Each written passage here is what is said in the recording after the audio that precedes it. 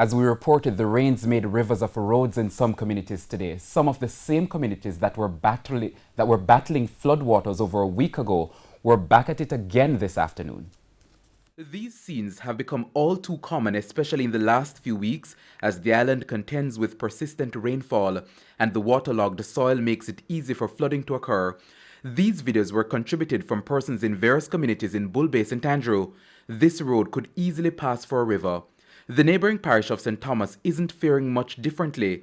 This footbridge is at Swamp Road in the parish. The residents can do nothing but observe the raging water. A section of the Mount Pelier housing scheme is also in jeopardy. This canal leads to a nearby river, and if the rains persist as projected, it's likely that many homes could be damaged. Southern parishes, to include St. Catherine, were not spared.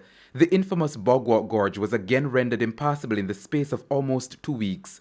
Sections of Clarendon and Manchester are also battling floodwaters. Sections of Hargraves Road and other communities have also been flooded. Over in St. Elizabeth, the Goshen Main Road and Institution Drive were also affected. Bamboo Avenue is also waterlogged, causing bamboo plants to fall in the road, posing a hazard. That stretch was blocked for hours a few Saturdays ago due to the same issue.